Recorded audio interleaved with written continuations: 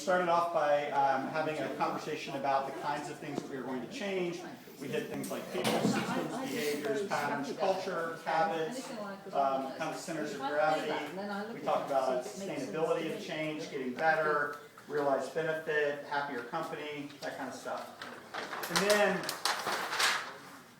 started trying to push people to think about where do we start. We talked a little bit about understanding the goals and why, getting buy-in. We talked some about top-down senior leadership, guiding it. We talked about revolution versus transformation. Some people wanted to put up evolution versus transformation, the role of key performance indicators. And then I started trying to shape the conversation just a little bit and talked about the notion of business models that are more emergent in the sense that we're trying to figure it out, or more convergent in the sense that we're trying to get to a certain goal.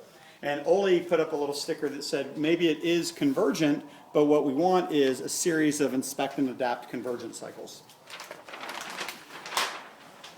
Then I started challenging everybody to think about the notion of what is the span of control in a self-organized team.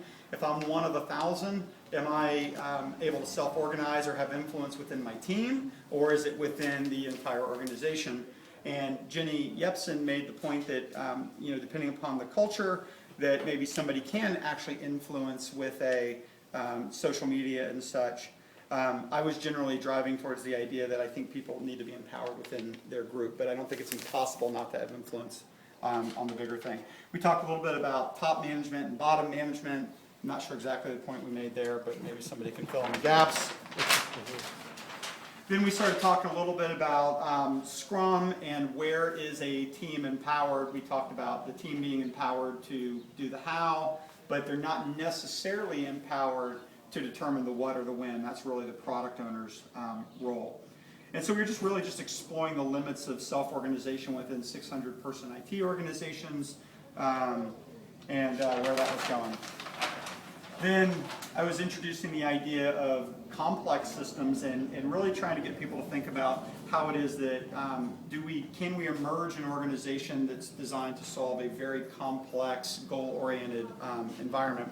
We talked about the idea of multiple agile teams and then systems integrations where the path to value is actually through lots of agile teams and kind of the notion of who gets to decide and who has the authority to make unilateral decisions. And then it really got into what is really at the heart of the reason why I suggest topics like these is a lot of coaching and transformation starts with a culture-first mindset. And where I generally take it is a predictability, quality, early return on investment, cost savings mindset. Because I believe this is actually what CXOs will buy. This is maybe what dev managers would buy, although that's not authoritative. Not everybody agreed with me necessarily. But I think that there's clearly a tension between these two kinds of approaches. And then I outlined kind of a model that we use where we talk about business goals first, predictability, quality, early ROI, and cost. And then we come up with an organizational structure, governance, and metrics.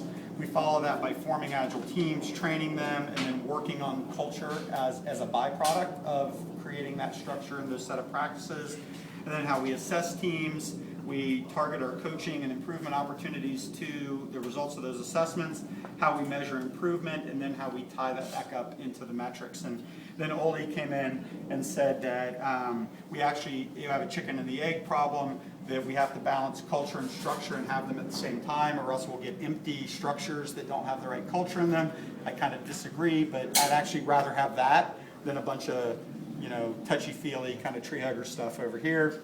I was actually more tweaking Oli there on that one, so hi Oli, I love you, man. He was talking about the importance of mindset, how happy employees create better business outcomes, and that our ultimate goal is to create better people.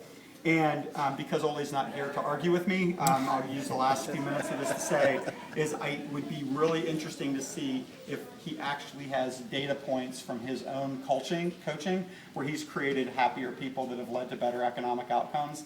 I personally think that we have to focus on teams and practices and get these organizations delivering. I actually call that, I'm getting a count that, I actually call that sometimes top-down command and control, team-based, iterative, and incremental delivery.